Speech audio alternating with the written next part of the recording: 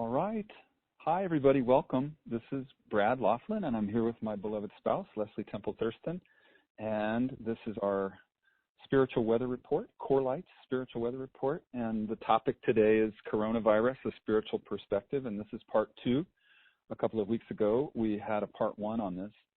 And it seems like the only thing that we could possibly talk about is the coronavirus. What an amazing time we're in. What an extraordinary event that's happening. And I'm very excited to be here with you tonight and to create a field of power, to create a field of the power of one. We're going to be creating a shift in consciousness together today. I said tonight, I think, because I'm in South Africa. It's 6 p.m. here. I know it's morning for most of you in the U.S. But Leslie and I are sitting here in our living room. She's smiling, and she's happy to be with us as well. And as most of you know, Leslie is in silence now, and I'm the one doing the talking, and she's giving the Shakti transmission. So yeah, here we are, and it's just an exquisite time. We're in a nationwide lockdown here in South Africa, and here we started about a week and a half ago, and I know it's different in different states in the U.S., and different countries have different things going on. So the last time I spoke with you, we were not in a lockdown, so we're a little bit behind some of you. But I guess our lockdown here is pretty rigid. You're not even supposed to take your dog out for a walk.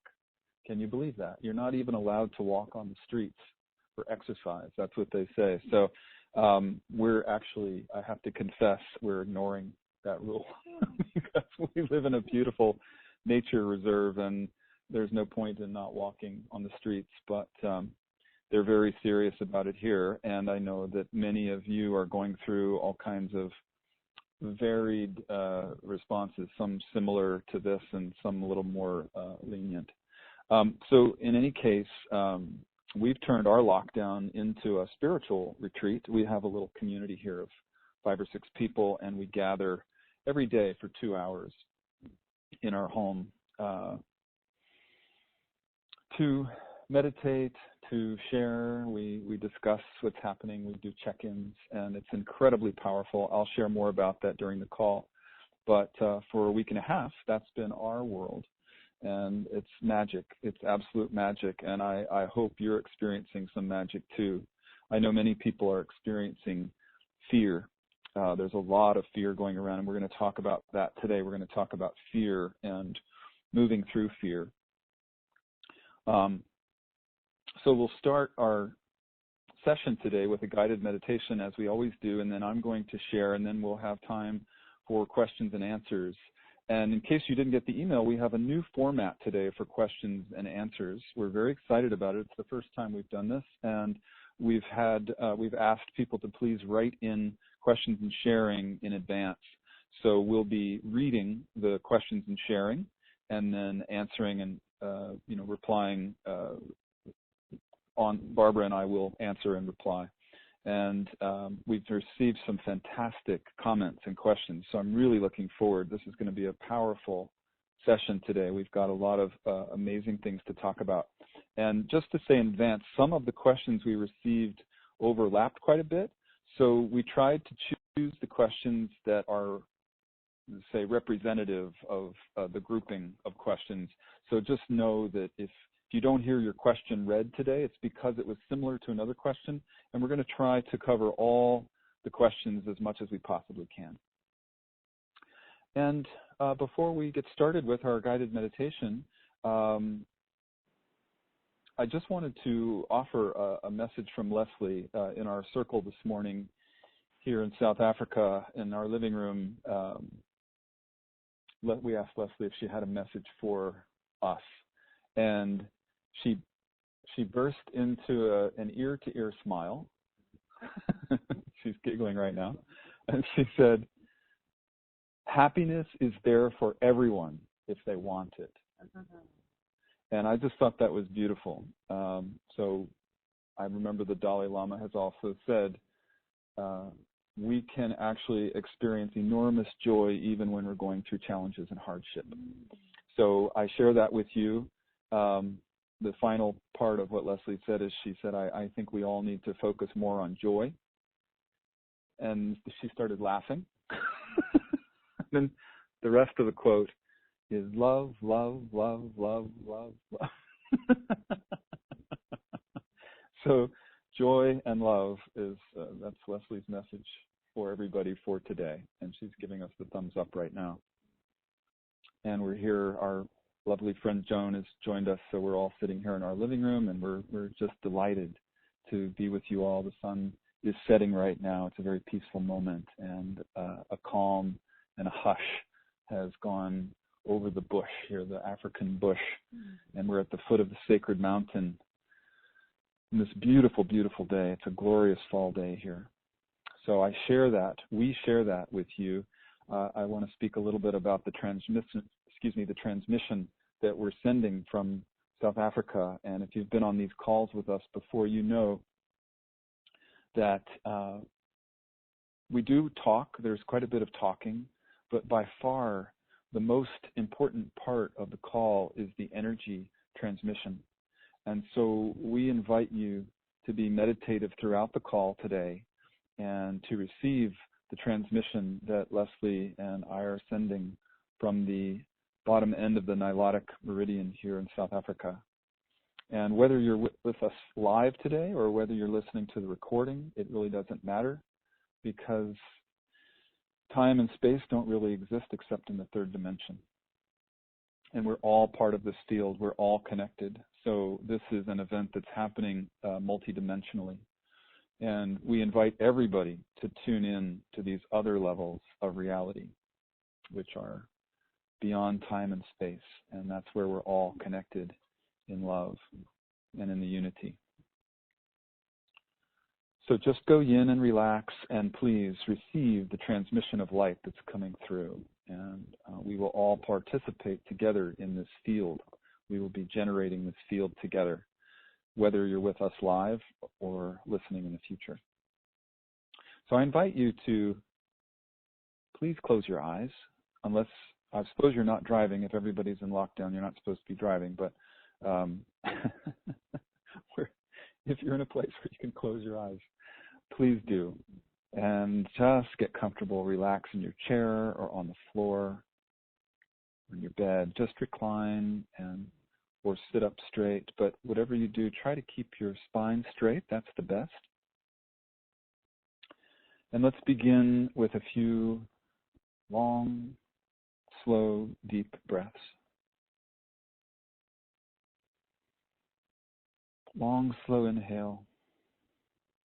Long, slow exhale. Continue the breathing. Breathing in the light and the life force and this beautiful energy that surrounds you. Breathing it right into your lungs, deep down into your lungs, filling you up. And then a long, slow, deep exhale. And you can yawn if you want to.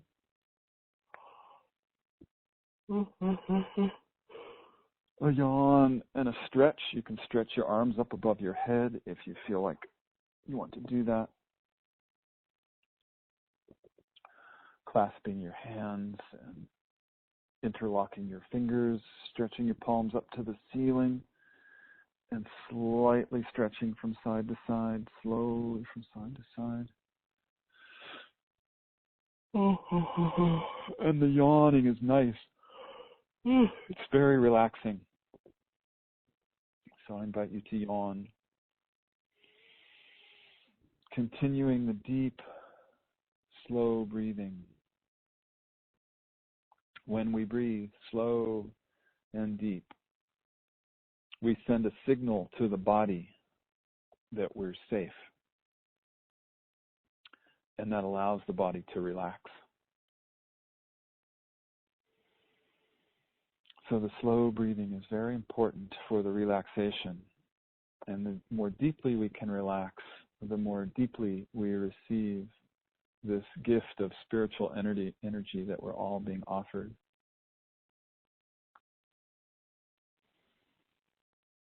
We sometimes forget the importance of relaxation.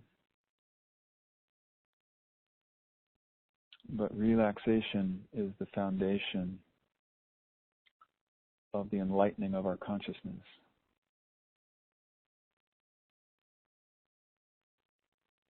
So if we do nothing else today, let's relax together. I know sometimes we have to multitask, and that's okay. But for right now, just take this moment to let go. Breathe in the light. And breathe out any worries about the past or the future. Breathe in the present moment. Breathe out any tension that you might be feeling in your body.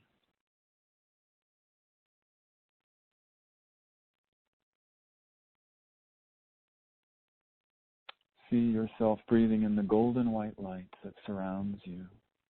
Beautiful healing energy. Filling up your lungs with beautiful healing golden white light. All the way deep down into the bottom part of the lungs. And breathing out any stale, stuck energy or air that's stuck down in there.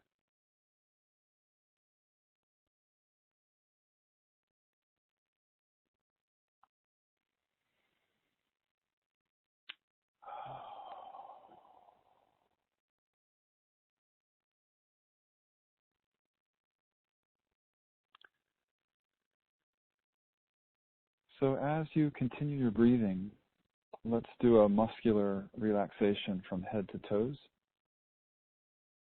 And I invite you to visualize and feel a warm liquid pouring over the top of your head, something thick like honey. And just let it relax every muscle that it touches, relaxing your scalp, your forehead, and let it roll over your eyebrows, relaxing your eyes, letting your eyeballs fall back into their sockets, deeply relaxing all the many, many muscles around the eyes, the little tiny muscles, just letting go. Feel it pouring over your face and relaxing all your facial muscles, the cheeks and the nose, mouth, the jaw, the ears, back of the head. Let's all focus for a moment on relaxing the back of the tongue.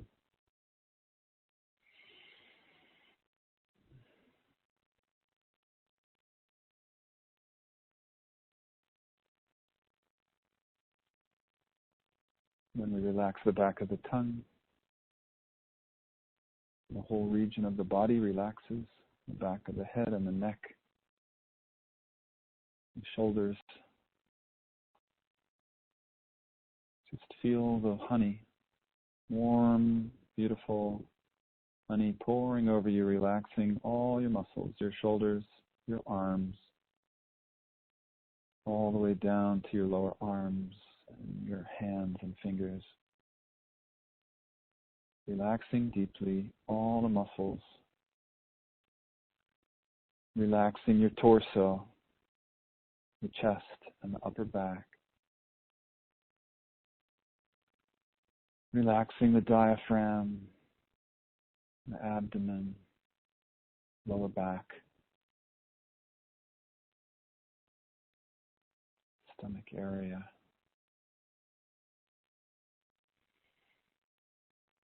Relaxing the hips, especially the psoas muscles, which run down the front of the hips on either side of your body.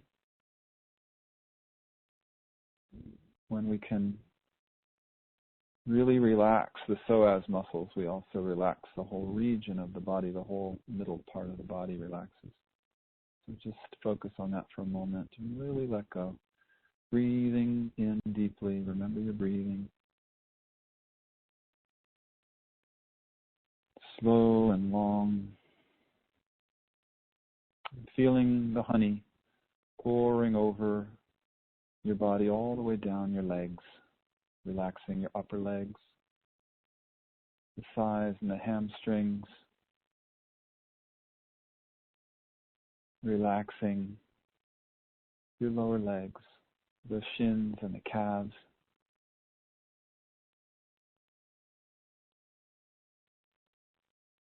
relaxing your ankles, your feet and toes. Just feel all the tension being swept away out of your body as this honey pours over you from head to toes, completely relaxed from head to toes.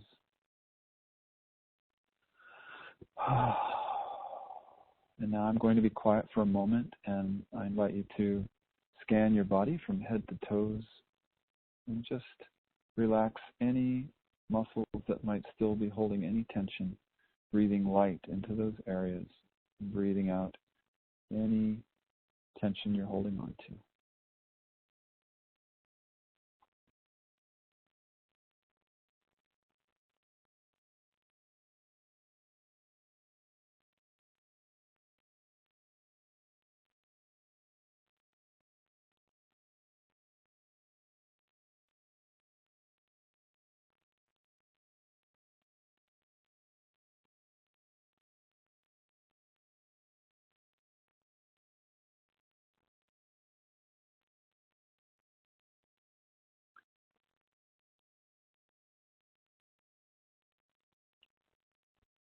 And now I invite you to put your intention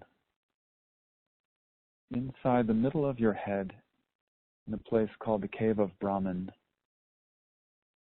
And most of you know where that is, I know, but if you're new to the calls and you haven't heard that before, the way you find the Cave of Brahman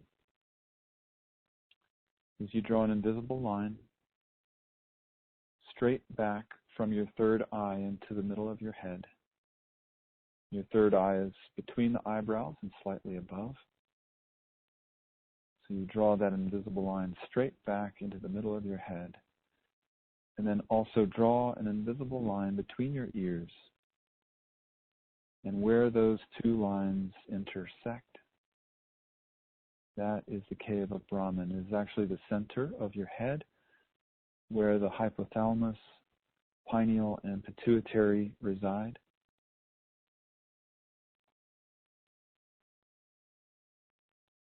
And this is a magic place known by the ancient masters. It's taught in many of the mystery schools from ancient times. And when you find this place in the center of your head, you know you've found it because it's a place where thought stops and where you get very still very quickly.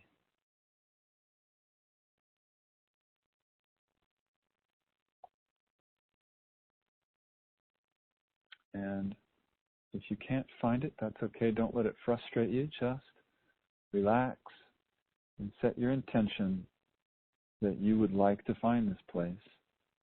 And just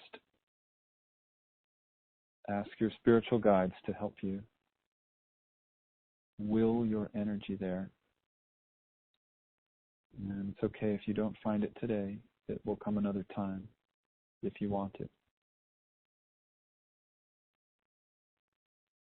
Meanwhile, if you found it, you might sense an expansion of consciousness.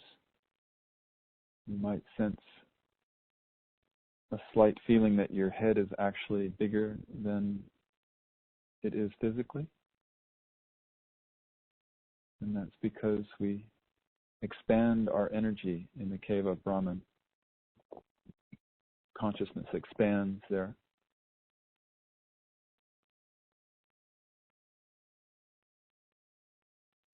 It's a place where we actually expand and connect with the cosmos.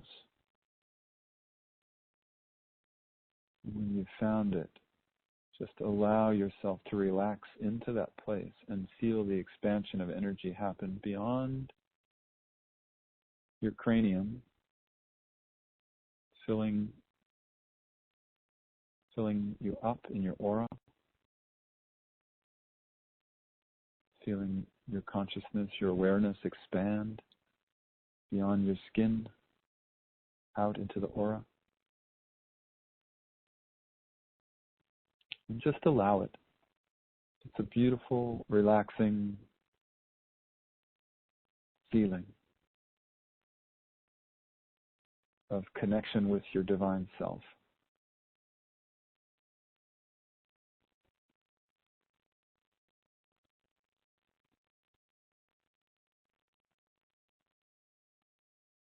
As you allow this, as you relax into it and allow this, also feel your crown chakra naturally open.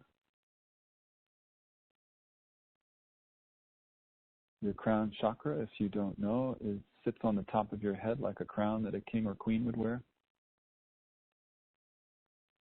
You might be able to feel it if you're sensitive. And it's known as the 1,000-petaled lotus. You can sense that it sits there and opens petal by petal, opening, unfurling itself up and out. So just feel that energy on the top of your head opening up. It's a beautiful feeling. And that's okay if you're not feeling it. You just set the intention that you would like to feel it one day, and you will. And for now, you can just visualize it.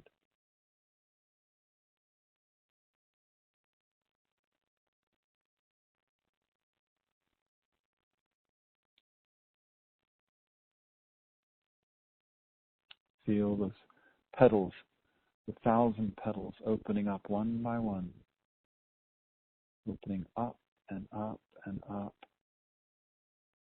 right on the top of your head.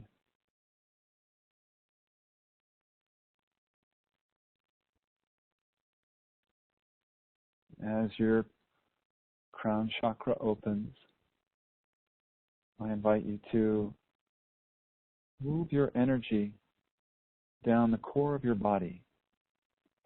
In Sanskrit, the core is known as the Sushumna.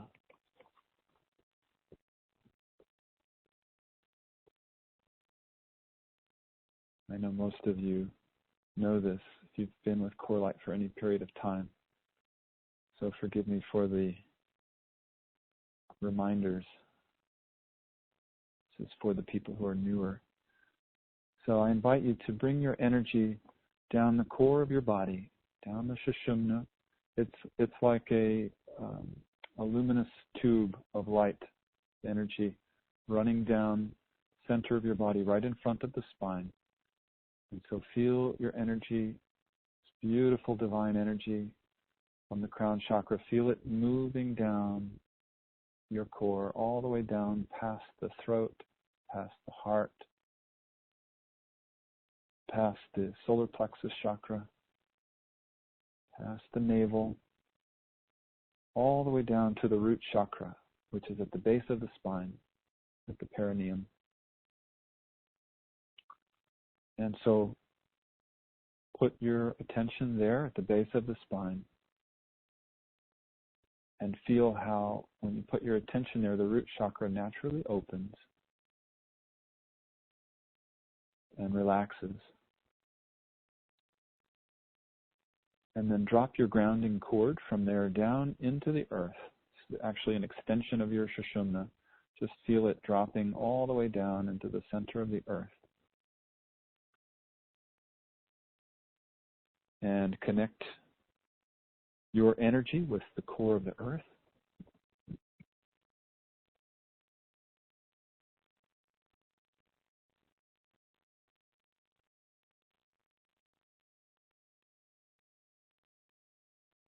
And feel the anchoring, grounding quality of the energy there at the core of the earth.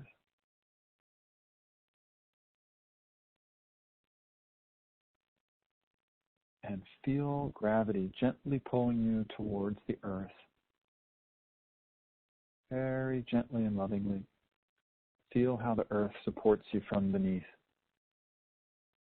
Put your attention on all the parts of your body that are touching something, the chair or the floor.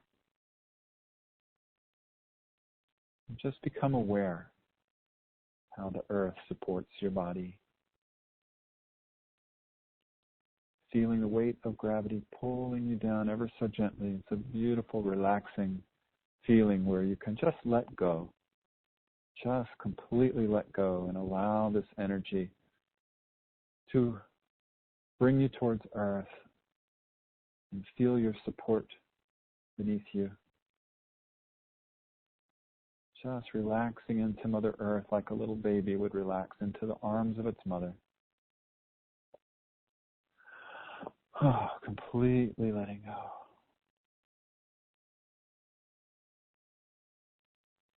And just hold this beautiful place of relaxation for a few moments. Feel our Mother Earth energy supporting you, loving you, nurturing you, cradling you.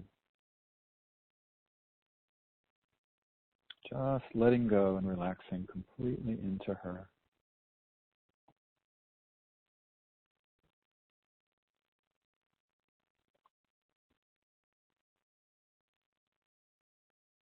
And now bring the earth energy up into your body through the soles of your feet.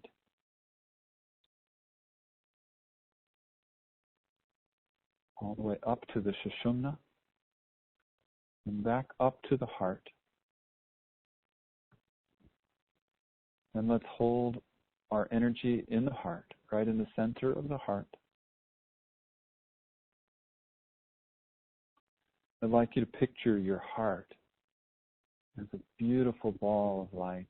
You can choose any color you like, pink, rose color, maybe it's blue, green. A warm, soft feeling there. You feel the light expanding in your heart.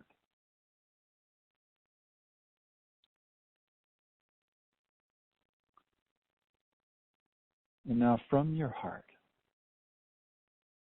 I'd like you to send a loving message out through your chest. And we're placing a call out through the center of our chest, calling out to the coronavirus.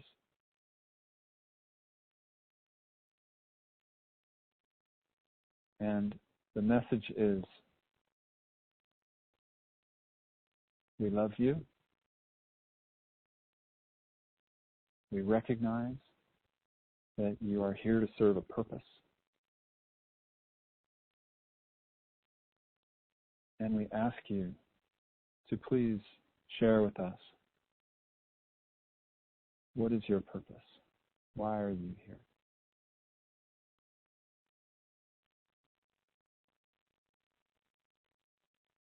And then just relax and see if any words, thoughts, feelings, images come to you.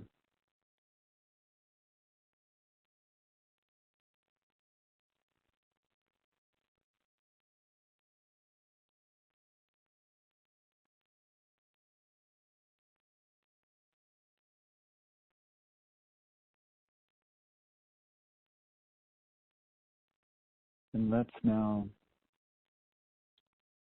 let the virus know that we recognize it as a life form here on Earth with its own purpose. And let's acknowledge with the virus that we would like to complete our agreement with it, that we do have some agreement. And we would like to know what its highest purpose is and our highest purpose is, and how we can complete that agreement that we have with each other.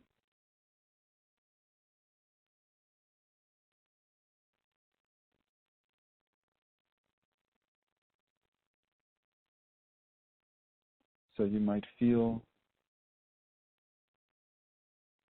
that the virus perhaps is here to help us change.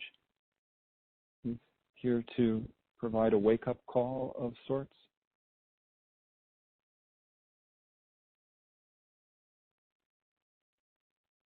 And you might recognize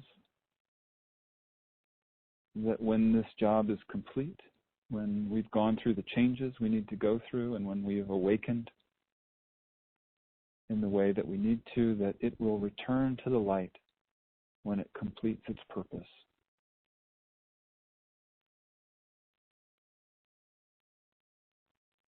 So let's all now visualize our future where this has been completed, where we have awakened to whatever we need to, where we have changed in whatever way we need to, and the virus can be blessed and sent on its way back to the light where it came from.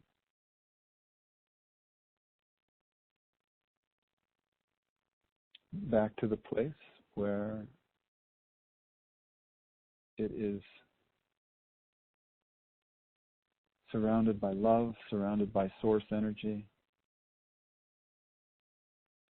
And let's just visualize the virus. We've all seen pictures of it online. So just visualize it starting to melt into the light.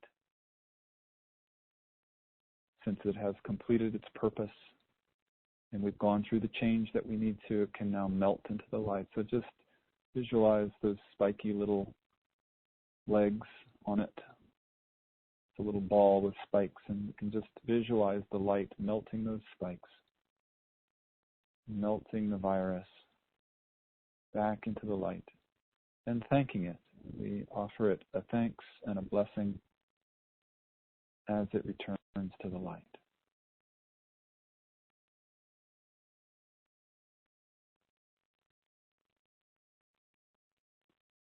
And we recognize as this happens that we personally and we as a human collective are at a pivot point. We are at a point of great change. We are at a place where we are awakening into the heart and into love, and that this virus is helping to serve that purpose in the end somehow, even though we may not be able to see how yet, but that's in our future. Ultimately, it's all in service to the light and in service to our awakening to love, to our awakening to the knowledge and the experience of who we truly are, which is love.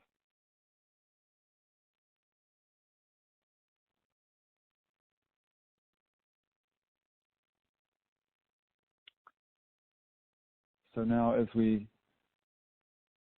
hold this place, this beautiful place of love and light that we share with all life forms, including viruses, including germs, bacteria, all these life forms, they all have a purpose. So we share the light and the life force with them.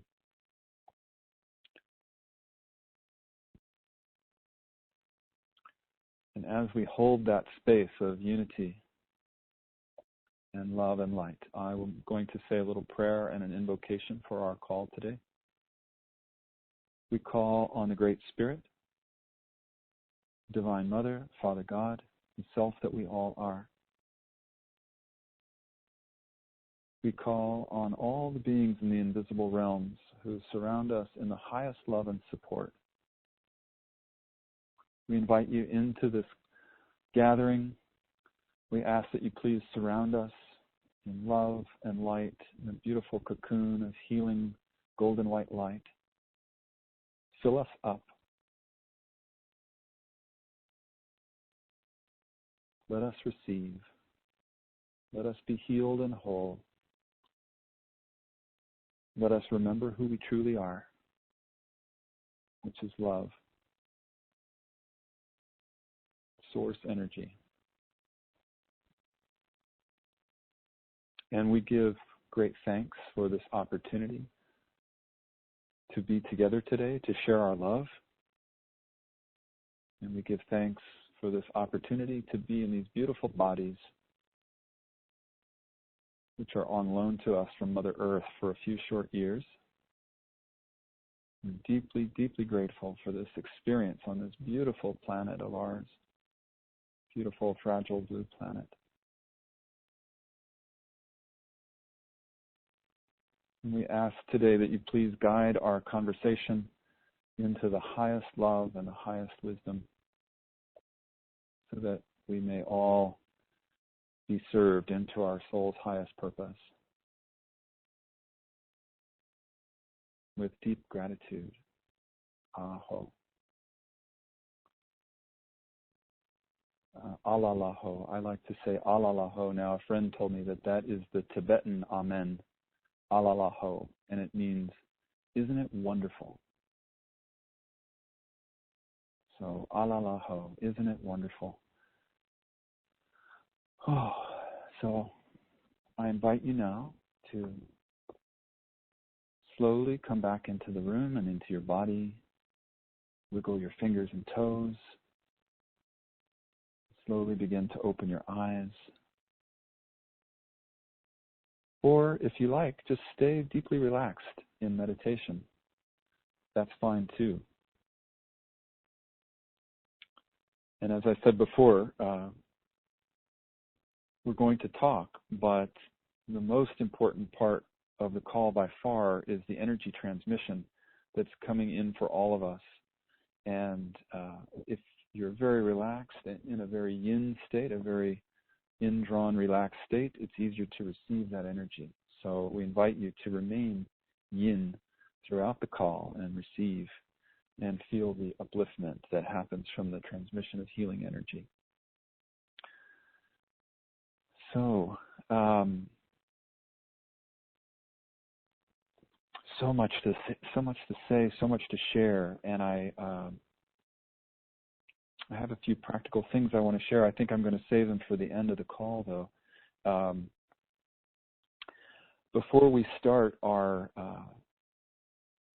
topic of the day, I'd like to just summarize the last call, because I think what we're going to talk about today builds on the last call, and also some people may be new to the call. So just to quickly review what we talked about last time, what we were all sharing was that this is a global wake-up call. Obviously, it's both personal and collective, and it's really an outpicturing of the illness of our society, that we're in a sick society. It's the system of separation run to its logical conclusion. We have become so separate that we've become ill, and we've actually helped the earth to become ill as well. So we'll be talking a little bit more about that and the healing that's coming from this as well, because what comes out of this is healing energy. And the other thing is that there are great gifts, enormous gifts and opportunities in this time, as well as challenges. And we'll talk about those as well. And so we also, last time we talked about, although this looks like the extreme point of separation, it's actually ultimately going to generate a greater connection and greater wholeness and health for all of us. So it's important to remember that nothing is wrong. There's nothing that's gone wrong. And as we were shown in our meditation, the virus has a purpose too. And the virus is definitely trying to restore balance in some way, maybe a way that we can't fathom yet, but that is the purpose of viruses, is to help restore balance. So another aspect of our call last time is that we all get to see right now what's inside of us. We're getting to see our reactions. We're getting to see what we're made of. And that's one of the gifts as well. One of the big things we talked about last time was fear. And I want to focus a lot on that today. What it is, what is fear, and how do we get through it? Because I know as time has marched on, I've heard from more and more people that fear is running rampant and the media is whipping it up. So we're going to focus on fear today and getting through that. And a number of people asked about that as well. The other thing we talked about last time, which I'm not going to talk about this time, is the witness, because I know most of you on the call, you've been with Core Light for some time, and you know what the witness is. But if you're new to Core Light, what I would like to share with you just briefly about it is that the witness is what we call our neutral observer. It's the part of us that can practice detachment. So it's the perceiver. It's the part of us that perceives. It's the part of us that watches all of the emotions passing through us, especially all the negative limited states, which we call the downward spiral states. And we allow them through the witness. We're able to watch them pass through. We feel them. We don't push them away. We feel them, but we allow them to pass through, knowing that this too shall pass. So the witness is one of the key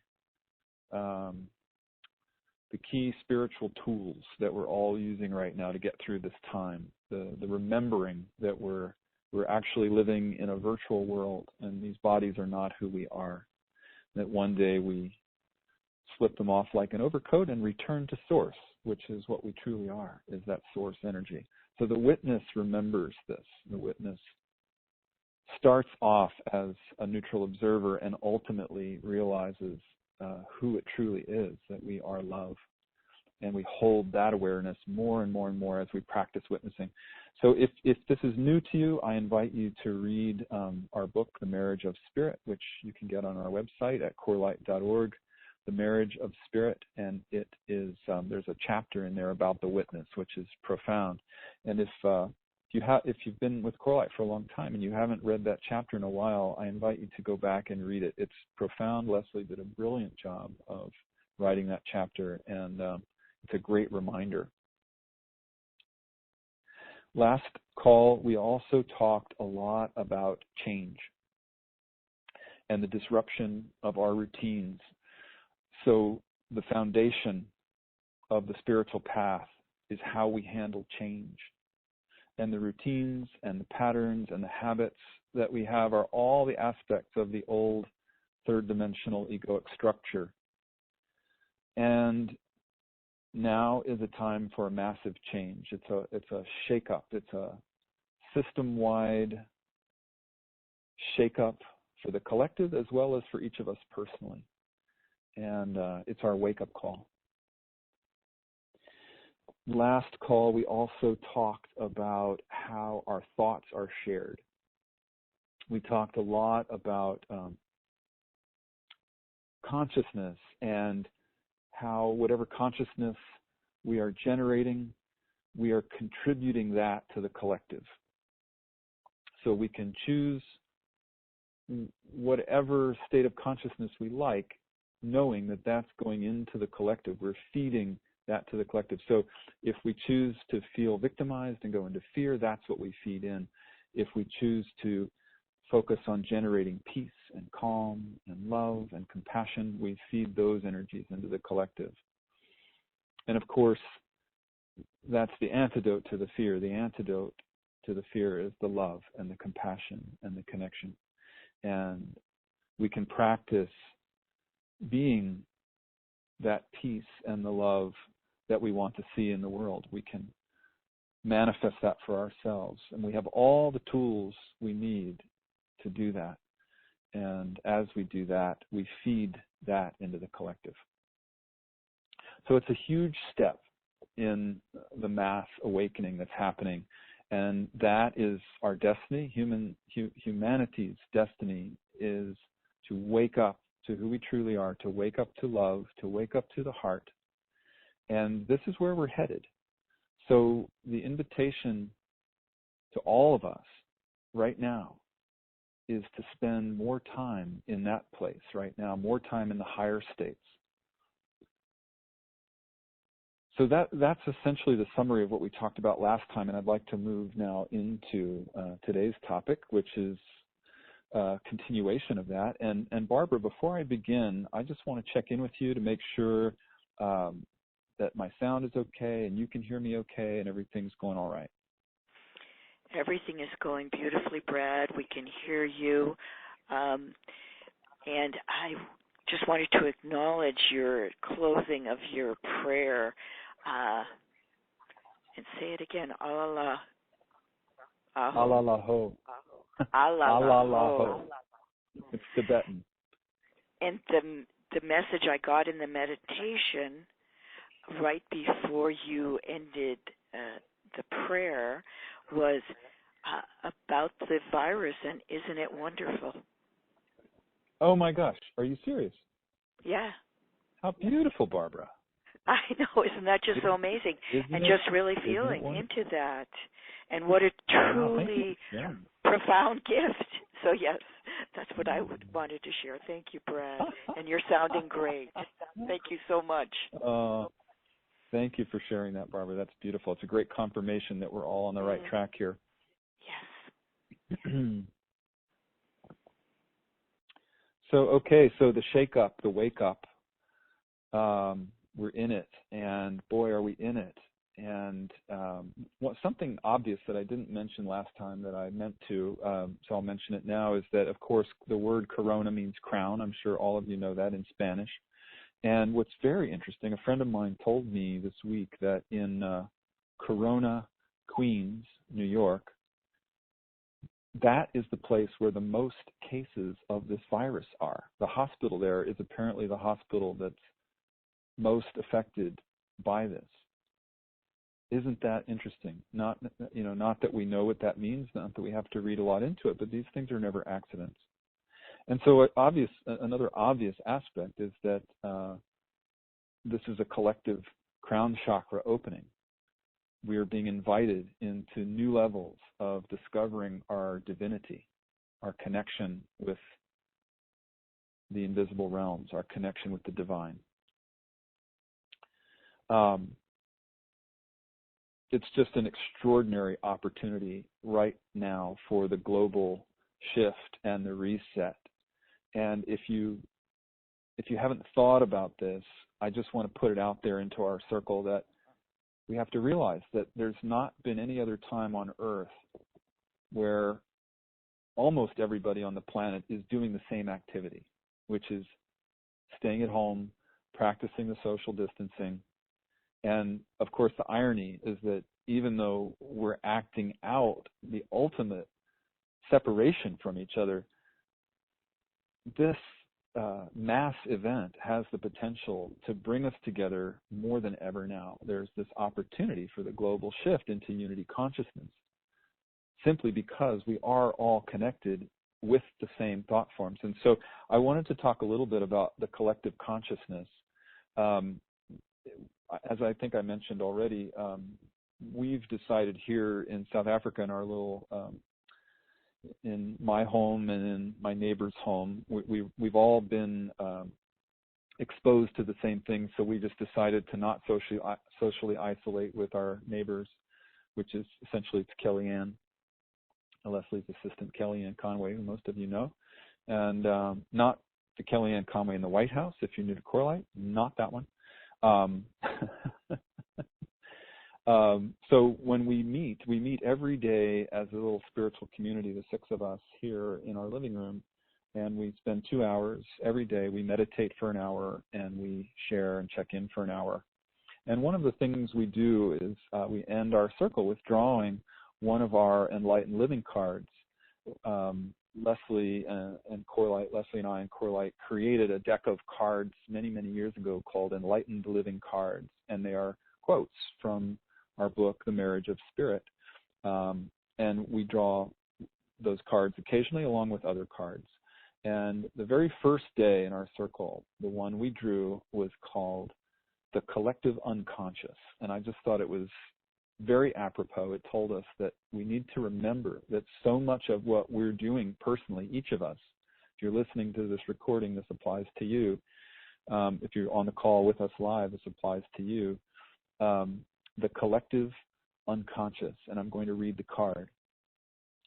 We have a personal unconscious, relating to our individual selves, and an impersonal unconscious, common to everyone. Jung called the impersonal unconscious the collective unconscious, implying that this collective awareness of all humanity is one state common to all of us. The collective unconscious is a rich repository of all the archetypes, memories, and wisdom of all humanity. As you explore it in the course of your transformation, you come into contact with the totality of all consciousness, and you become capable of accessing it energetically. So that was especially profound for us, and I wanted to share it with you. And by the way, if you want a deck of those cards, they're sold on our web store at corelight.org. Many people don't know about them. That's why I'm suggesting that. If you haven't gotten them yet, they're really special. But in any case, I felt this message applied to all of us, and I wanted to read it, especially because what's happening in the collective right now, from what we can feel and from what I hear from many people, especially in the United States, is fear. And if you've been on these calls at all over the last 2 years, we've talked about this quite a bit. I have an experience of, I travel quite a bit, and when I enter the United States, very often the first thing I feel is a new, it's like a ceiling. It's hard to describe, but it's an energy, and it's like a ceiling over the collective consciousness, and the ceiling is made of fear. Excuse me. So I wanted to speak about it. It just feels like that's really one of the things we really need to talk about. I believe everybody must be experiencing it at some level, whether you're experiencing your own fear or the collective fear, whether you might be afraid of the virus, afraid of illness or death, or whether you might be afraid for somebody you know who might be vulnerable, or I know a lot of people are experiencing fear of the financial situation, fear of losing money, fear of not having enough, and so on. And, we saw it with all the panic buying. The panic buying happened all over the world. And so even if you're not experiencing it personally, if you are feeling it, you might be feeling it through the collective, because as we were talking about before, all thoughts and feelings are shared. We think they're ours personally, but they are shared. So right now, being immersed in the collective unconscious is not a fun place to be because of the level of fear that's being ramped up. And in that place, our vibration drops dramatically. We recognize that we can't make wise decisions from that place when we're in fear. We can't think properly.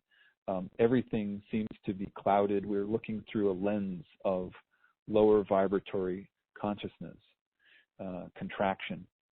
So there's no, and I just want to say there's no judgment about this. It's totally natural. So we don't need to get down on ourselves if we're feeling that. It's very natural to feel fear at a time like this. But I think it's important to talk about it, to name it, to witness it, and especially important to recognize the different types of fear. One of the main fears that we feel is the fear that the body has. And that's different from the fear that the ego, the egoic mind might have. The body's fear is the natural fight or flight mechanism. And when we experience, back in the day when we were hunter-gatherers, we might have been, exposed to a wild animal, and the fight or flight mechanism was put into us for our own survival, and the energy contracts. The adrenals start putting out all kinds of chemicals in the body so that we can fight or flee. And it's important for our survival. So it's very natural. And I feel like it's important to name that we don't need to judge ourselves for feeling fear, because nowadays we might not be faced by a lion, but we might be faced by financial insecurity or an illness or something like that.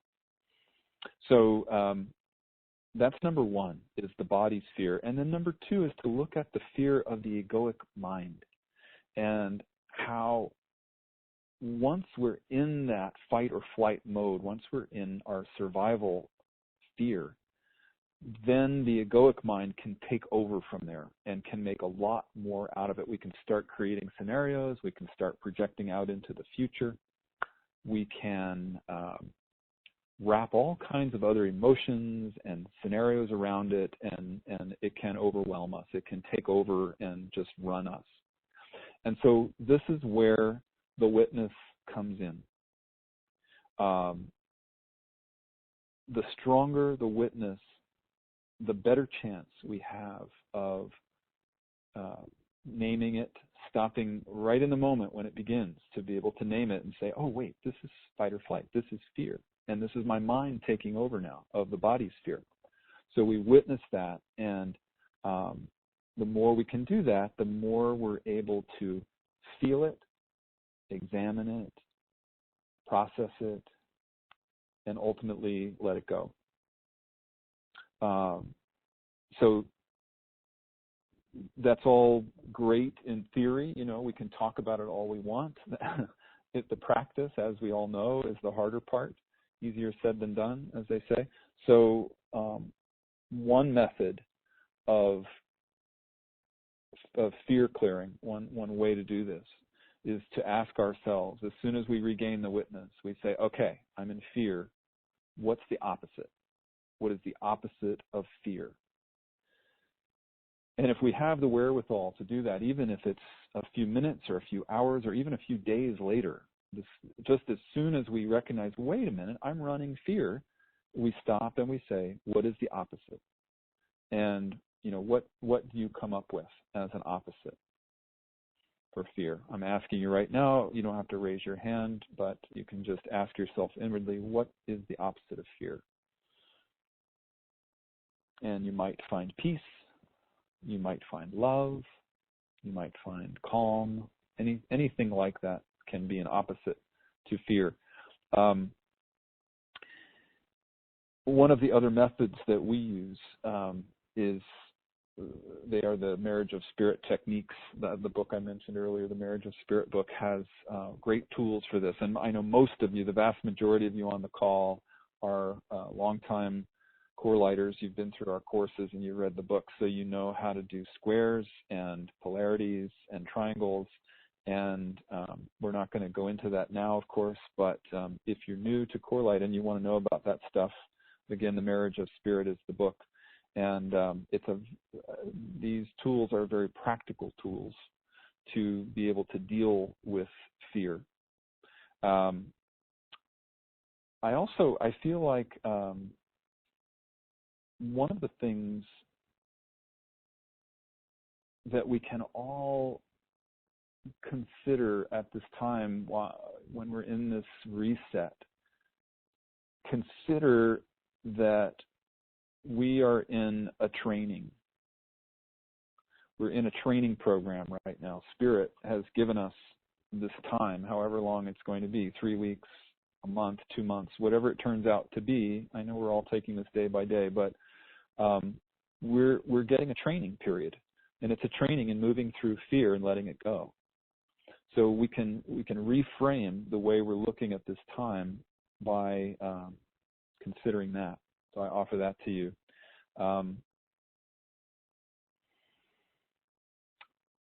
If you've been part of Core Light's courses, if you've been through the Spiritual Warrior course or the Enhanced Self-Discovery course, Barbara offers processing calls every month, and I highly recommend them. That's a great way to get through the fear. And it's great to be in community as well. So before the call's over, not right now, but Barbara, before the call's over, I'd like you to share about the next call, the next Squares call, so people can know how to get on that if they're part of those courses or graduated from those courses.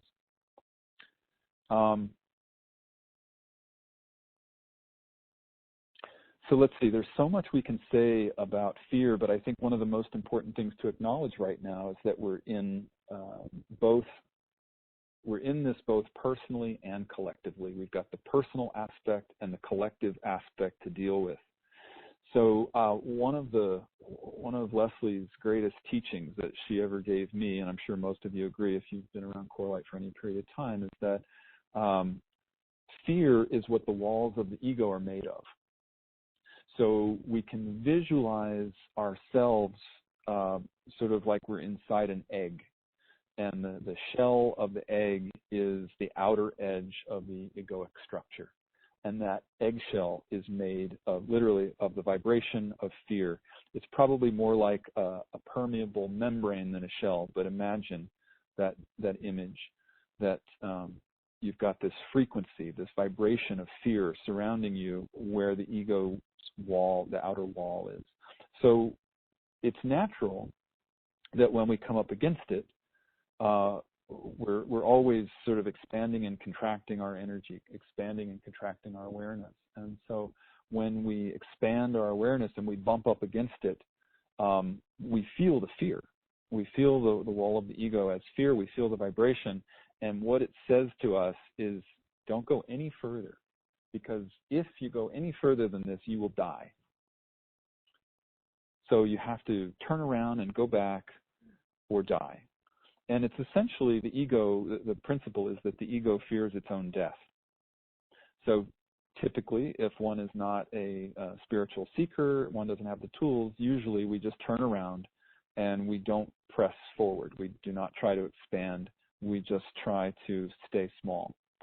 And because the ego is synonymous with control, and it's programmed to want the status quo, it always stays the same through this mechanism. It's a simple mechanism that's built into the structure of the ego to keep us the same, to keep a certain sense of control.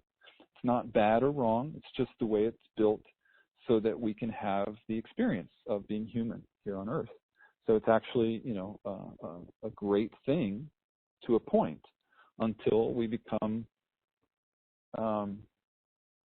spiritual seekers, really, and we start wanting to grow. And so we start to want to expand beyond our boundaries, and we want to expand beyond our habits and our patterns of the ego.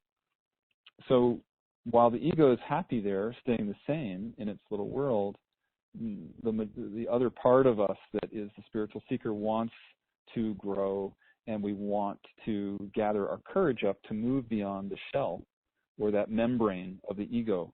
So as we grow and expand spiritually beyond that shell, beyond that membrane, we're going to feel the fear as we pass through the shell. So I feel that's a really critical piece for us right now, because we need to remember that if we're feeling fear, it is our limitation. It's the limit of the egoic structure. And also just to point out that it's not really even death. It's not death. It's more like a graduation for the ego. It's more like a morphing into something new. So the ego fears its death, but what it's really fearing is change.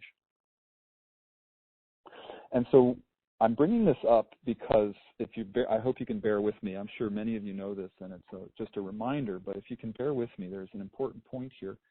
What's true for our personal journey is also true for the collective journey.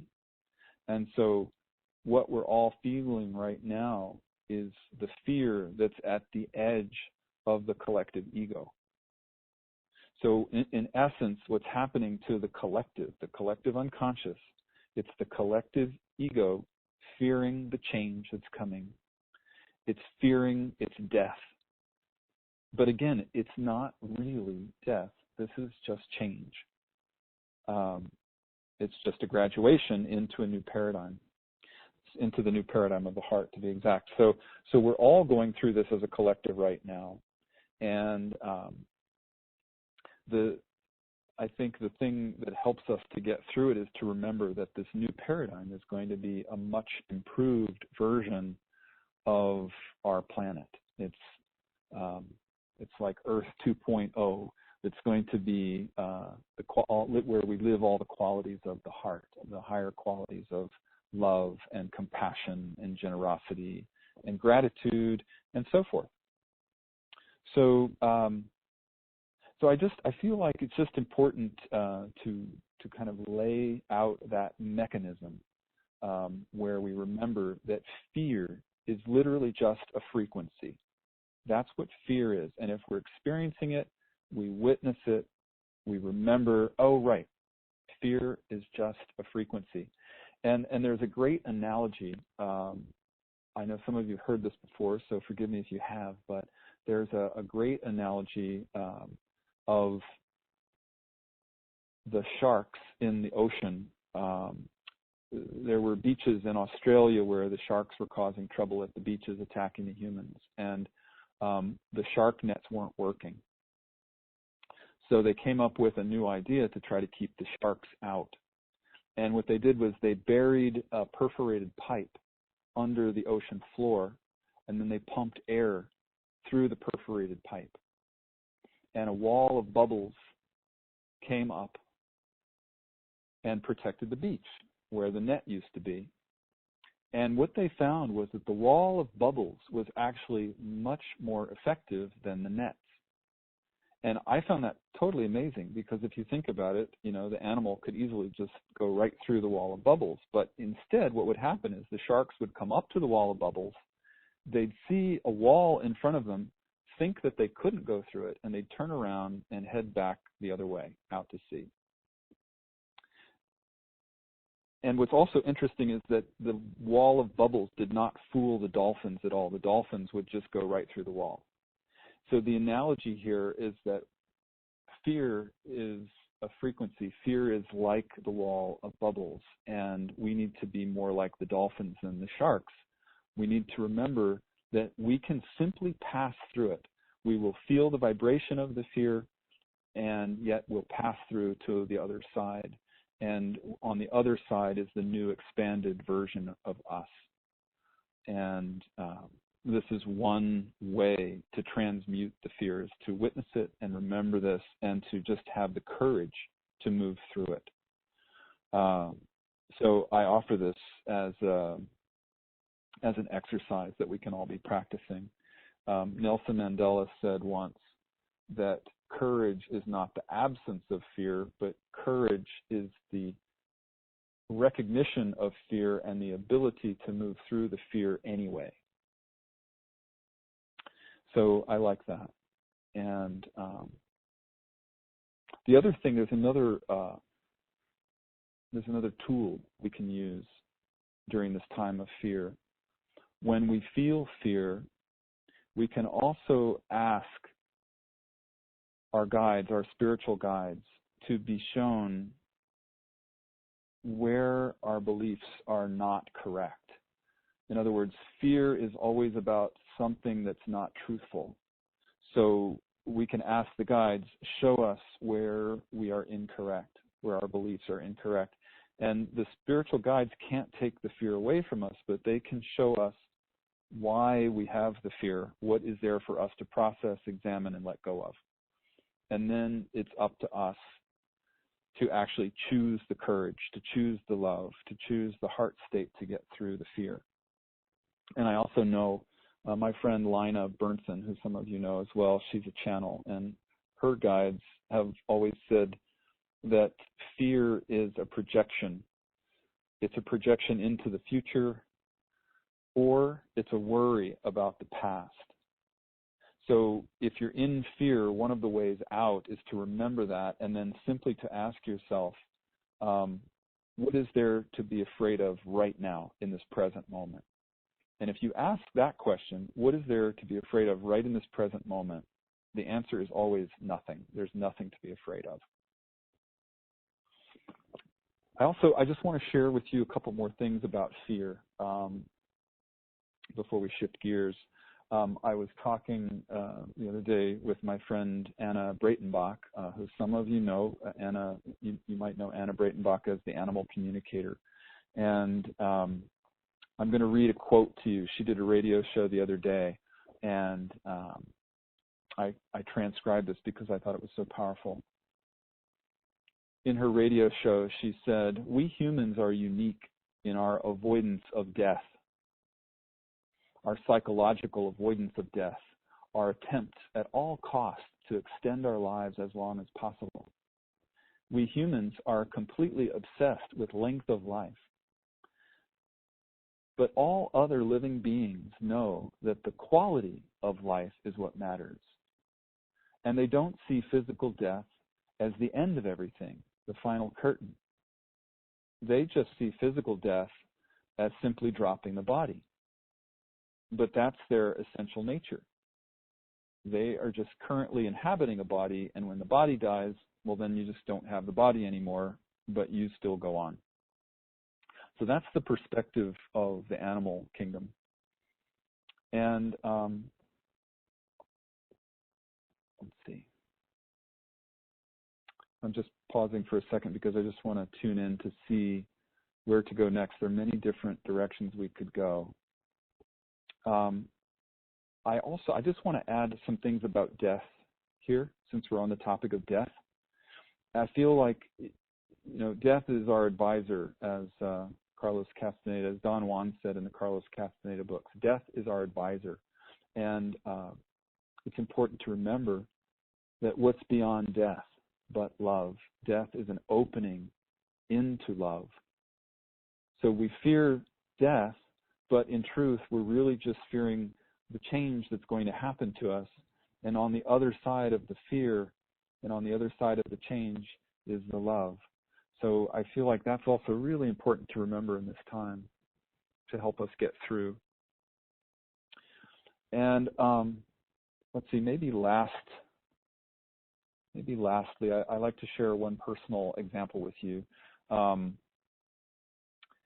This came up, I was talking with a group the other day online, and I found myself sharing something that I'd like to share with you. We were saying that even though the collective is in a huge amount of fear, we can tap into any level of consciousness that we choose. We do not have to be tapping into that collective of fear. And what I found myself saying to the group is, I'm definitely feeling so much compassion for the people in the world who are suffering. I know that there's a lot of fear, there's a lot of illness, and people are dying, and it's hard. A lot of people going through hardship. And so I just honor that. I honor everybody that's going through a difficult time. However, I'm having a different experience right now, and I just felt like I needed to share it. And the personal experience that I'm having, and that I know most of the people here in our little spiritual community are having, is that we're having this experience of tremendous excitement. There's this inspiration and enthusiasm and excitement that we're tapping into. And I feel like there's this other level of the collective experience that's happening simultaneously. And we can tap into that instead of tapping into the fear if we want to. So I wanted to put that out to you because that's our experience here. And that works for us.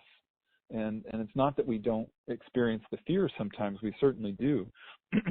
But there are ways, as we've been talking tonight, to move through that fear and to tap into these other levels of collective consciousness, which are very high vibration right now. So the example that I want to give of this is an extraordinary experience that Leslie and I had in 1994. And it was an experience of tapping into the collective consciousness that was one of the most profound spiritual experiences of my life. And I hope this helps illustrate the point a little bit by sharing this with you. It was the election of Nelson Mandela. And the first time that I ever came to South Africa was in 1994. Leslie and I had just started our relationship, and we came together to be witness to Nelson Mandela's election and to the end of apartheid. And what happened was it's impossible to describe. It's impossible to put into words. You had to experience it to understand it, but I'm going to try. So what happened was there was this feeling in the country where 90% or more of the people were all focused on the same thing. Everybody in that group was focused on freedom and peace and equality and justice and love and celebration. I want to cry when I talk about it because it was such an intense and overwhelming experience of unity consciousness. And I remember we would be walking around the city of Johannesburg looking at complete strangers, gazing into everybody's eyes, and everybody was doing it to each other, and everybody was exclaiming, "Do you feel that? What are we? What is this? What are we experiencing? What are we feeling? There's something different." And Leslie said to me at the time, she said, "It's unity consciousness. Everybody's getting a taste of unity consciousness. It's a taste of the heart. The global heart is awakening."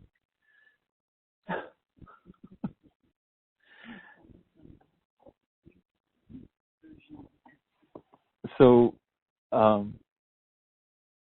sorry, something's happening here. What was this? Excitement of, what is that? Oh, moving. Okay. Yeah. Okay. Yeah. So the excitement, they're telling me to share about the excitement of shifting dimensions. We're shifting paradigms into the new paradigm of the heart, literally changing dimensions right now. So that's the excitement that we're all tapping into. And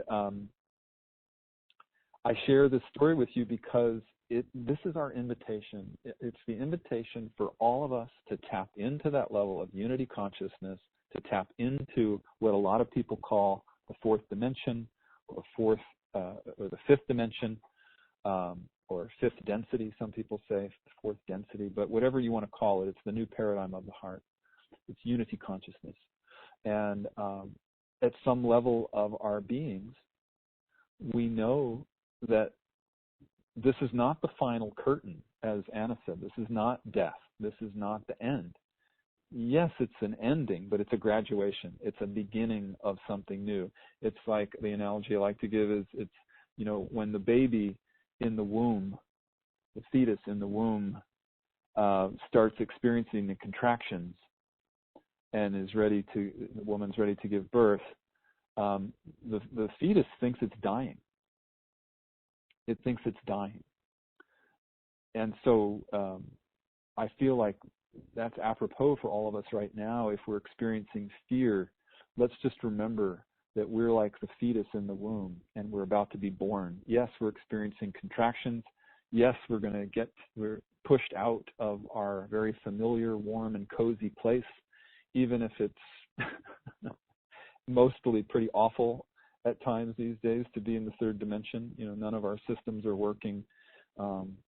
There's so many issues. Systems are not working well, and so many problems in our world, so much inequality and so forth. The list is long of problems, and so that is the womb that we're in. The womb that we're in is the third dimension. So let's just remember that as we experience the contractions, as we experience the fear, as we experience facing our death, quote unquote, we're actually being born into a whole new reality. And we can tap into that new reality to help us get through. And that new reality is the fourth dimension of the heart. It's the new paradigm of the heart. Okay, so let's see. Barbara, I want you to share as well. Before I open up, I just want to say one more thing. And that is that one of the most important things for us to remember right now is that this is a time to stop. It's a time to pause. It's a time to reflect, to be yin. I mean, I know that it's hard for a lot of people to just stop. A lot of people want to get busy, get catching up on all of our projects. We're taught in our culture that to be productive is to be alive. To be productive, what that really means is, let's translate that. It means to be productive in a yang way, in a masculine way. It's outer productivity. It's being able to show something physical, something you've made, something physical that you have produced. There's another kind of productivity, and it's equally as powerful, and it's yin productivity, and that's the feminine. The feminine form of productivity, the yin form of productivity, is stopping and resting and pausing and going inward. And it's equally as important as yang productivity. So I invite everybody on this call to give yourself permission to not be productive in the traditional sense of the word, to just stop. My belief, and I've heard other friends and channels and other people I respect say this too, and that is that's what the guides want us to do. The spiritual guides who are running the show, they want us to use this time to rest and go within. And I know that's not easy. I know it's for me, it's difficult. I have to say, I confess. Part of me wants to get busy doing all kinds of things. And yet, I know the importance of this. It's the example to give is that, if you're an athlete, you practice, you go, but unless you get a lot of sleep and unless you rest, you're going to burn out. So the rest is equally as important as the productivity. Okay, I could say a lot more, but I've been talking. So, Barbara, will you please check in with us? Let me know how you're feeling about all this, and if there's anything you'd like to share with us before we go to the question and answer period. Thank you, Brad. This has been so enlightening, energetically, to be with everyone. I think we have over 100 participants, and it just is feeling so powerful and so profound. And I'm just in such deep gratitude for all that you're sharing. I'm hearing a little feedback, Brad, so I'm going to put you on mute right now. See if that doesn't, that clears things up, and then I'll open it up when I'm feeling complete. The piece that I'd like to offer into the circle, into the collective consciousness today, is about the going inward that you were referencing, that all of this is guiding us to go inside the physical body. And so many of us, through the fight, flight, or freeze, have gotten on an automatic, I want to say an eject button. When we are feeling any kind of fear, we vacate the body. We use things, addictively to try to cover the fear. And this gift of the coronavirus is...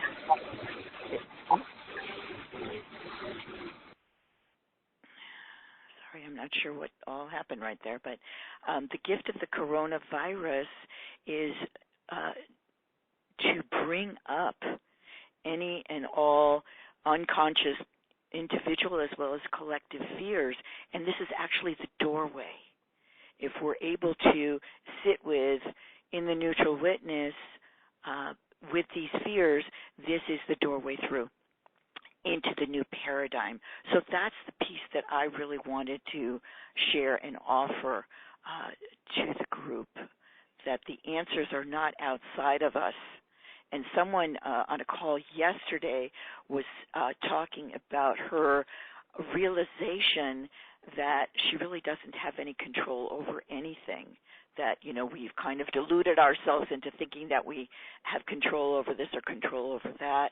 And the gift in that is to let go and surrender and stop struggling and fighting and trying to make things go the way our ego thinks they're meant to or they're supposed to. So that is the piece that I'm offering into the circle today. Thanks, Brad. I'm going to unmute you, and hopefully there won't be too much feedback. I can mute myself again, Brad. So that was the piece I wanted to share. Yes, I can hear you. Thank you. That was lovely. Thank you so much, Barbara. Well, shall we open up to questions and answers? Yes, I think we should. And I was going to say, Brad, I do see a hand raised, and I'm not sure if it's just a comment. We're not really taking any questions from anyone, and so I don't know if this person is aware that we're not doing live questions, that we have, written in questions. So I'm not sure how you want to. Well, I think we should go with the new format. We wanted to do try a new format today. The format we're trying is we asked everybody to please write your questions in advance, and they were fantastic questions and sharing.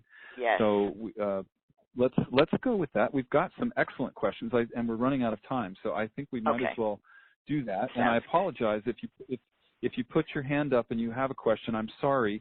I would suggest for everybody, if you wanted to write in a question for next time, if we don't handle your question today or a question's been brought up for you this time, please email us. It's courses@corelight.org. And if you email courses@corelight.org, your question, we'll put it in the pool of questions for next time, for next month. Wonderful. So here we go. I'm putting everybody's hands down that may have raised their hands, and they'll have an opportunity to share through the written word. And I'm sorry. I apologize again because I know this is new. So I'm sorry that we've shifted formats, but we need to try a new format because time is about change. So that's our change. Okay. All right. So would you like me to read the question, Brad? One of the questions that was offered. Okay. So here, this is a comment. Years back, I remember you talking about everyone on the planet experiencing global grief, consciously or subconsciously. I've tuned into that and totally agree as we witness loss and devastation. In the past week, I have observed myself vacillating through the stages of grief and have recognized them as just that. It's a collective global grief that at times can feel overwhelming. I also witness the victim-tyrant polarity playing out, the virus being the tyrant and everyone as the victim. Every few days, I process through a different perspective. As I grapple with the situation, I'm trying to find somewhere to hang my hat because right now, acceptance feels premature. Yeah, I find this a profound question/comment about grief and collective grief. And I do remember we talked about this in September last year. It seems like it was years back, but it was actually just in September of last year that we talked about this. And it's interesting. It's interesting that we talked about collective grief because, and what I said back then was that we're all in a collective grieving process because we're losing our way of life. We're losing life as we knew it. We're losing the systems that are broken that used to work.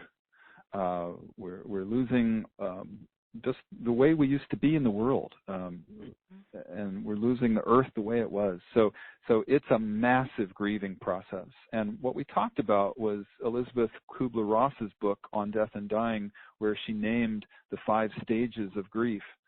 And I'll just name those stages because the person who asked the question gave the sharing is referring to those 5 stages. She's talking about acceptance feeling premature, acceptance being the final stage of grief.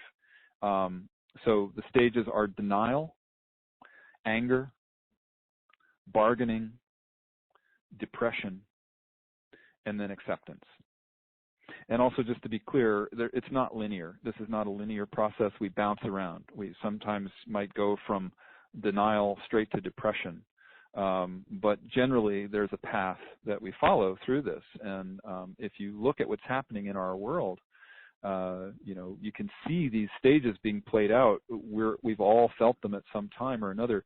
Denial being a big one. How many people are denying that our world is changing? No, there's no climate change. No, there's no, there's no need to change. There's no problem or whatever. And obviously, that's how it begins. And the second stage of grief, she says, is anger. So once we recognize that change is happening, that we're losing, quote unquote, losing something, we get angry. And we try to blame somebody. And we go through all the phases of anger that we tend to go through, blaming and projecting and what have you. And then eventually we move through that and we get to the bargaining stage. And, I skipped over this, but I think anger is obvious. Most people are going through some form of anger at the way the world is being run, at the quote-unquote leadership around our world. There's much compassion lacking. There's much leadership lacking in many ways. And this is all over the world. I'm not trying to point fingers at any one person or any one country, but this is a global pandemic, let's say.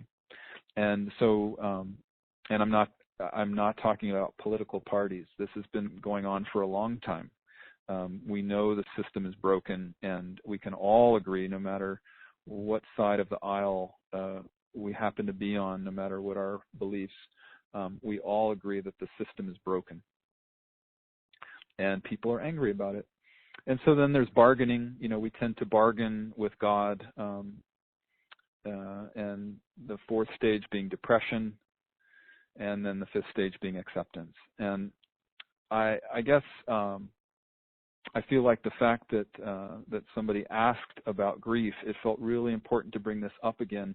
I've seen it going around. There are countless videos and articles and audios to listen to nowadays about coronavirus, and I've seen people starting to talk about this grief, and it's important. It's a very important part of it, is to discuss it, to recognize that we're in it, to know whatever we're feeling fits into that 5-stage process of grief, and to recognize that it's not linear, that we bounce around, and as the person said, she's trying to find somewhere to hang her hat, and I like that expression, because there's no real place to hang your hat right now. We're just in grief, and it's very important to be in it and to name the feelings that we're feeling, and to practice witnessing, and to practice letting them pass through and moving into some form of acceptance. And there's no rush. We can't rush grief. Grief, the heart has to have its due. The heart has to run its course with whatever. And we may be going through this for a while. So I think it's great that it's coming up now for discussion. I also want to say about grief that when I was first starting to look at grief and study grief, somebody wise said to me, grief is like a soup, and it's a soup of all kinds of emotions.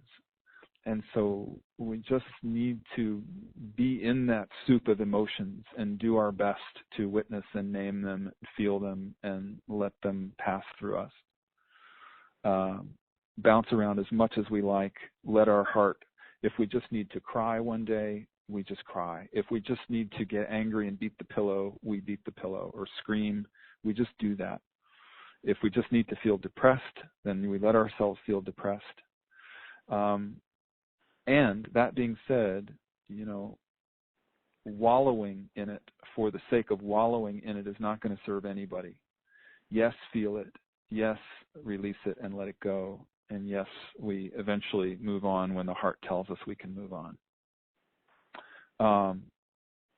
So I guess also about this, I just wanted to comment. It's important that we let go of our old way of life. It's important that we let go of what is quote unquote lost and to stop trying to get the old way back, because the old way is not coming back. We know that after this period of time is over with the coronavirus, we might try to go back to normal, but it will never go back to normal, quote unquote. There's going to be a new normal. And important to let it go, grieve the loss. And if we try to hang on to the old way and to just get back there somehow, that's what creates stress. And it's interesting, when we create stress, that's what the exact thing that lowers the immune system. So if we want to stay healthy during this time and boost the immune system, we have to practice grieving. We have to practice letting go, not trying to hold on.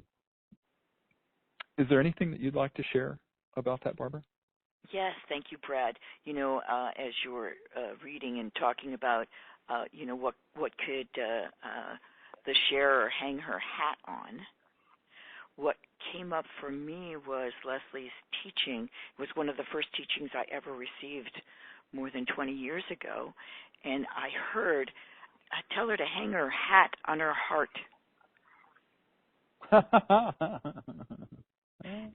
and to keep her heart open.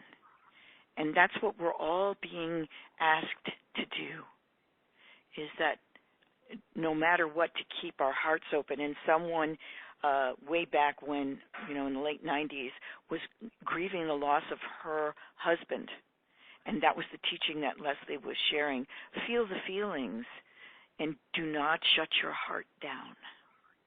So that's the piece that I'm wanting to share. And you talked about a little bit, Brad, about not identifying with the feelings, not saying that we are the grief, but that grief is moving through us. That will allow us to maintain the witness. So that would be my offering. Beautiful, Barbara. Thank you. And I also want to add to what you said, and that is that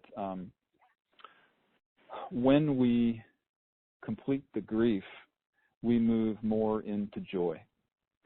Yes. Grief and joy are opposites, and so as the mystics say, you can only go as high as you're willing to go low.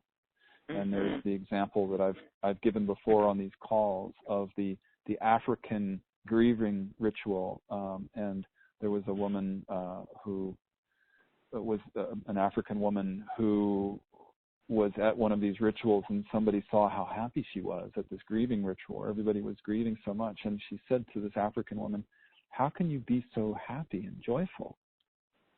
And the woman paused and said, "I think I can be so joyful because I've grieved so much." And so it's like an emptying. It's an emptying out of the grief. And as we allow ourselves to feel the grief and let it pass through, we move more into joy. We get to experience joy more. And as Leslie's message, gave us today, it's time to start living more in joy. So that means it's also time to start grieving and letting the grief go, recognizing that we're grieving a loss and we need to do it and just get through it. Thank you for sharing that story again, Brad, and I would encourage everyone to feel in their body what that feels like, what you just stated. It just feels so exquisitely beautiful.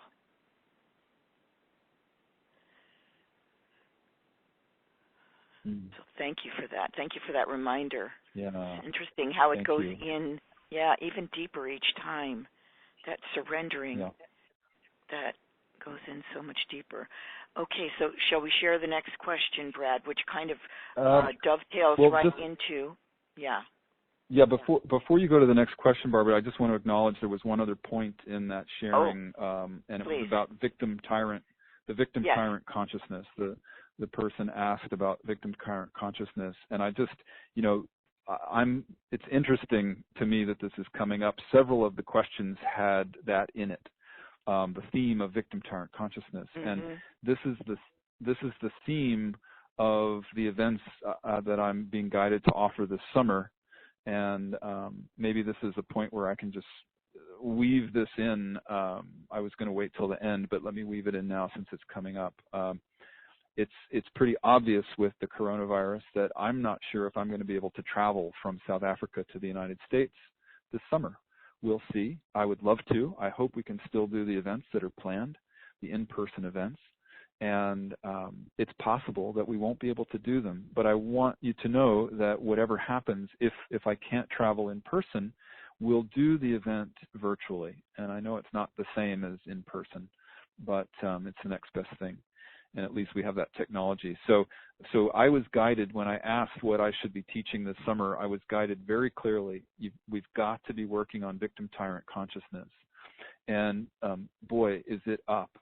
It is the main polarity. It's the main issue that humanity is working on. It's the thing that holds most of us back into the third dimension, is the victim-tyrant consciousness. So it's natural to feel that a virus would be the tyrant and we would be the victim of the virus. That is natural because that's the society, that's the culture we were brought up in. We were raised in that consciousness. So that's that's the lens through which we perceive everything.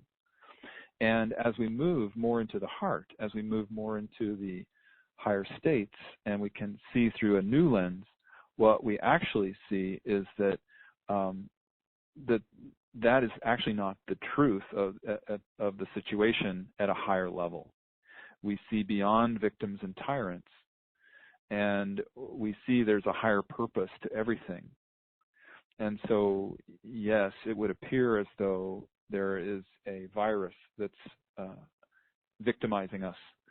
And yet, if we remember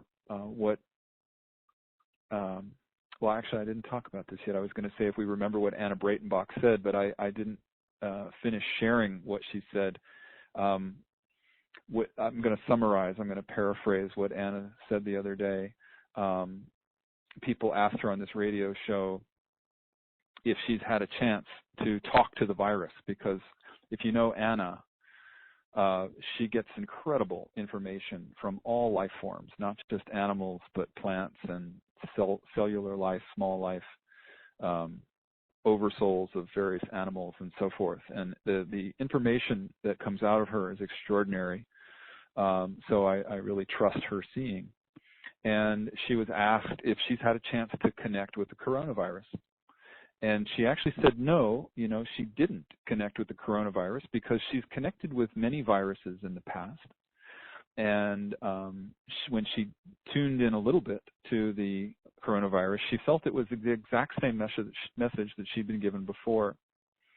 And essentially, the message is that they say, the viruses say, we are the cleaners. People call us parasites. And here's what I'm doing. I want you to know I'm reading from an article written by an associate, a colleague of Anna's. Her name is Penelope Smith. She's considered like the mother of animal communication. Her website is animaltalk.net. And if you go to animaltalk.net, you'll find this essay about coronavirus. So I'm going to read what she says here, because Anna said I don't need to do it. Penelope Smith has done it. And what she says is, the message from the coronavirus is this. People may think of viruses with fear as negative entities that need to be destroyed before they decimate our bodies. But viruses are living beings with whom you can communicate. They are just as alive and conscious as other animals, including you and me. In tuning into them, they informed me, we are the cleaners. People call us parasites, but we are equalizers or restorers of harmony.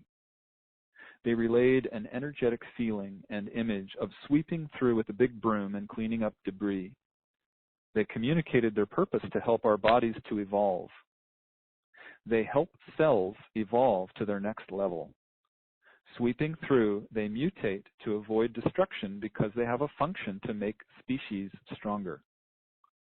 I learned from viruses that they are part of the Earth's recycling crew and evolutionary movers and shakers.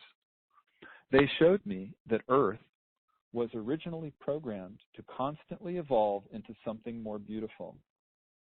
Viruses help species develop into their next level of beauty, health, and wholeness. They are restorers of balance. Viruses flourish when there is an imbalance because they are the restorers of the balance. They balance and further the evolution of species. This certainly is a more universal outlook than seeing viruses as enemies. In connecting with them, I felt viruses are just as full of dedication to their purpose in the circle of life as other species. They're fulfilling their function with love and devotion. The living cells and bodies that they contact are spurred to increase in consciousness. In the cleaning up process, they also can heighten our spiritual presence and awareness if we are open to this opportunity. Microorganisms do not necessarily focus on saving individual bodies in their dedication to cleansing and rebalancing. Their major task is to assist both the cellular consciousness of bodies and the whole life or soul of humanity and other species too. The overall virus entity or soul showed me that viral movement is like a wave. Viruses have a cycle, although people may think it's what they're doing with medicines or chemicals that gets rid of them. When viruses cycle through bodies, their physical forms may die, but they go on energetically to do their work like a light cloud that rolls over the earth. I'm not going to read the entire article, but I'll read the next couple highlights. They said to her, "Don't be afraid of us. Love us. We are of yourself. Love us, for we help you." And then she asked, "How do we support viruses' work?" And they said, "By love, by rest, by loving yourself, by drinking pure water and all those things that support your health. By doing that, you also support us because then we can leave and mutate to our next level of being." So there's more to the article, but I think I'll end with that. So I offer that to you. I mean, to talk about victims and tyrants right now would take a very long time, and we've run out of time. But I thought that might help. That's profound, Brad. Thank you for that. And, you know, I had the vision while you were sharing of the turkey buzzard. Uh-huh. The turkey buzzard that flies around and cleans up the debris from the dead carcasses. And I felt as if the virus was doing something similar internally. Yes, exactly. Yeah. Yes, that's beautiful, Brad. Thank you. Mm-hmm. Okay, so here is the next question. My question is, how can we support the people who are dying, scared, and alone?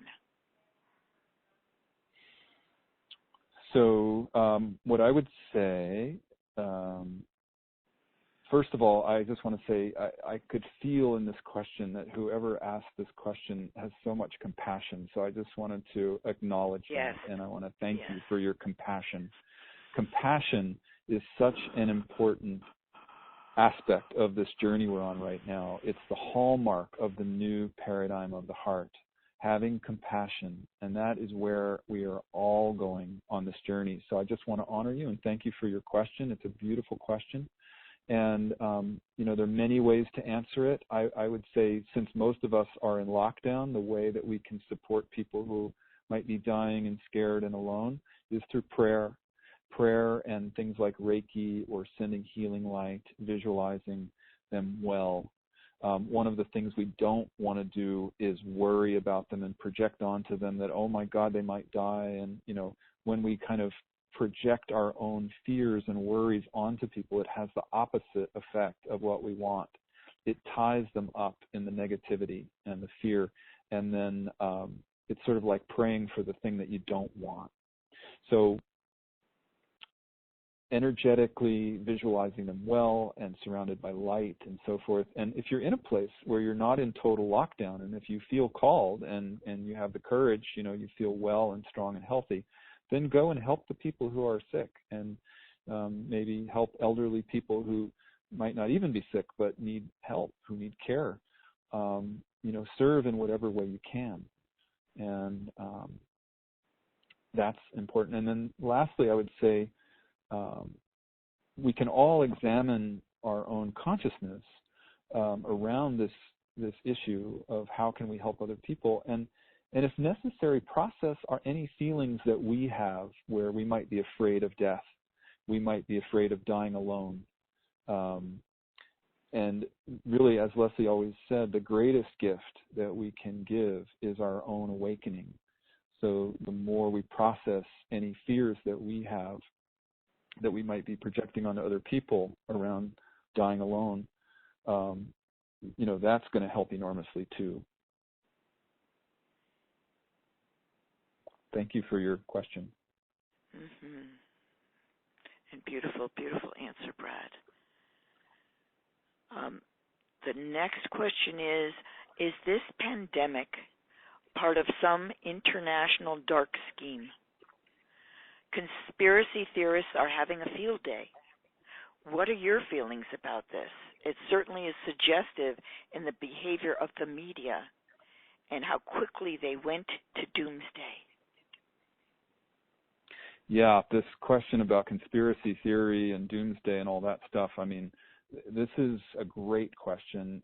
There were actually many questions around this theme, and so we picked this one because it was concise, but I know this is on the mind of many people, especially in spiritual circles. We get sent all kinds of YouTube videos and audios and articles and so forth about, many, many types of scenarios. You have doomsday scenarios, you have mass awakening scenarios, you have scenarios of totalitarianism, and you've got scenarios of freedom. And so there's this kind of wide gulf of like what's actually happening here. Where are we going? And so it's a great question. And I've done quite a bit of research. I do like to, take all the information in, no matter what it is. I like to be apprised, and what I can share with you is my own journey with it. That's all I can offer you. And the main thing that we talk about here in our little circle in our living room is practicing neither believing nor disbelieving. And that's a practice that Leslie gave us long, long ago. It's essentially witnessing. And it's easier said than done. But it's very, very important. And the stronger you are in your witness, the better you are at this. So practicing neither believing nor disbelieving. It is a skill. And it's a skill that we should all be practicing and exercising that muscle. I think the truth is that nobody really knows the facts. There's a huge amount of disinformation out there. There are people who are purposely trying to confuse everybody. And I feel like just being with the information and watching how you react in your own body with it is very important. So, for example, if you're reading or watching something and you start getting that feeling in your gut, like a clenching feeling, when that happens to me, I stop. I feel it in my body, I go, oh, the purpose of this is to make me afraid. So, some people call it fear porn. And it's like, a lot of people want that. They just, it's like a train wreck, you kind of can't take your eyes off it, and yet it's horrible. And so my recommendation is that if you ever feel that, stop.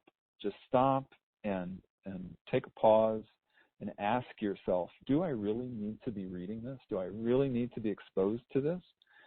Some of it is specifically targeted to just make you feel afraid. It may not even be true information.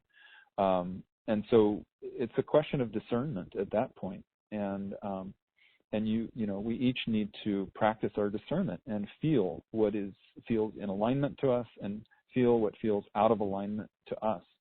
And what I can tell you from my own, I've actually done a significant amount of research on this over many years. I've been, following people who intuitively I trust their information, and I still practice neither believing nor disbelieving, because really nobody truly knows. But what I would say is there's certainly an attempt right now by what we could call the forces of separation. That's actually what Leslie called it 30 years ago when she started teaching, the forces of separation. And that can be many, many levels. Forces of separation can be actual people or who are in leadership positions, or they can be egoic forces, just forces within us that want to reinforce our own separation. So I call it forces of separation, and it's an attempt by the forces of separation to stop our movement into the new paradigm. So we can look at this as, like we were talking about earlier in the call, we can look at this as a collective ego trying to stop us from moving beyond the shell of the ego, and it wants to stay in the status quo. The problem is that the status quo isn't sustainable anymore. The systems are falling apart, and we have to change. So we need to witness these forces of separation when they come up, and we need to witness the fear that comes up and try to move beyond it. So my understanding from all that I've read and watched and using my intuition, all of this is that, and all the channels and teachers that I trust, they're all saying the same thing, and it resonates with my intuition, and that is that these doomsday scenarios are not what's going to happen. Those are paths that might have happened. They might have been a timeline that Earth could have followed long ago, but that's not what's happening now. What I'm feeling is that we're on, what you could call an optimal timeline. There's a timeline that we're on right now where we've been steered by the benevolent beings who guide our planet, and they don't want doomsday. They don't want to see the human experiment fail. They're supporting us in the ascension process, in the ascension into the new paradigm of the heart. And I feel like there are a huge number of people on the planet, like all of us who are listening to this call, that want that. We all want to awaken into the heart, and that is a very powerful force. The forces of separation have very little power. They're grasping at straws. They're holding on to power. They're going to put up a fight, and it's not going to come easily, but it's going to come. What's going to come is this ascension into the heart. We're scheduled for that. Humanity is scheduled for that. So all of the fear propaganda, all of the disinformation, the confusion, the chaos, whatever comes up for us in the coming years, we need to remember to witness that and to do our own spiritual work on it, like we've been talking about on this call. And the truth is that when we're in fear, we're very easily controlled. And so, it's a very practical situation for us where we practice witnessing. We practice rationing our media watching, discerning what media to watch, when to stop. We do our fear clearing exercises. If we get sucked into a scary story, we do all the processing we need to do to clear it out of our system. We exercise, we process, we do all the things we need. We practice love. We practice joy. I'm not talking about spiritual bypassing. I'm not talking about denying the negative states. I'm talking about naming them, feeling them, and letting them go, and moving into the love and the joy. We practice our self-care. We practice compassion and helping other people whenever we can. We're practicing pausing right now. All of us are pausing, meditating more, being in nature, whatever we can do to raise our vibration. This is what gives us the optimal timeline. This is what is going to not allow the forces of separation to bring forward these doomsday scenarios. Those are not on the schedule anymore, from what I understand. So we could go on, but I'm realizing we've run out of time. Barbara, is there anything you'd like to say about that? That was great, Brad. And the key that's coming up is it's a distraction, and the opposite of distraction would be focus or present. So it's a way to try to keep us out of keep us out of the present moment. So and it's interesting too that it's a way of keeping us in the past or projecting out into the future to come into this fear in this way. So beautiful. Thank you, Brad. That was wonderful. Well, thank you for bringing up the distraction part. That's important. Yes. I see that we're right, pretty close to the hour, and we do have one more question. So, are you okay for me to? I'm wondering if we should close out with a prayer. It seems like we've gone long. What do you think? Should we? Yeah. I want to respect people's time. I do too, Brad, and I can see that this last question could open up more, so maybe we could address it the next time. And we'll do that. Finish we'll up take with the the next meditation. question next time. Yes. Yeah. Let's and end our with apologies. a prayer. Yeah. Thank you, Barbara. Okay. Let's complete our call with just a couple of minutes of prayer and meditation. I invite you to just close your eyes again and get comfortable and take a few long, deep breaths. I know we've probably really stirred it up. We tend to stir things up when we talk about all this stuff. So if you're stirred up, just long, slow, deep breaths, which tells your body that you're safe and everything's okay.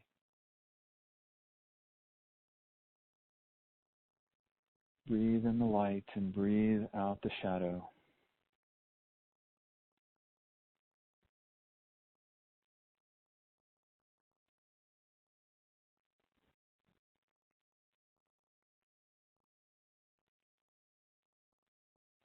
We call on the Great Spirit, Divine Mother, Father God, Self that we all are. We thank you. We thank all the beings in the invisible realms who surrounded us today in love and support. We're so grateful. We're so deeply grateful for this time that we share, for the love that we share. We give thanks for the transmission that we've been receiving, the transmission of love and healing energy, Shakti. We're deeply grateful for the love and the wisdom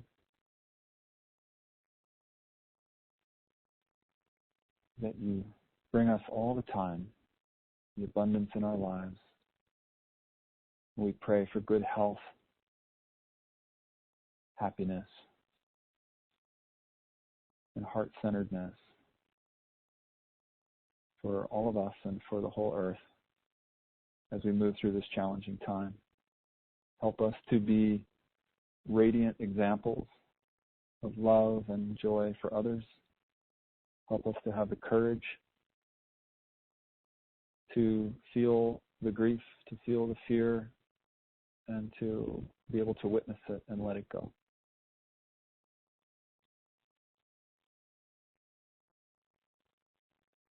And we send, one last time, we send our love and healing energy and our compassion to everybody on this planet who might be suffering from the challenges we're facing, from illness or from loneliness or from financial fears or whatever it is.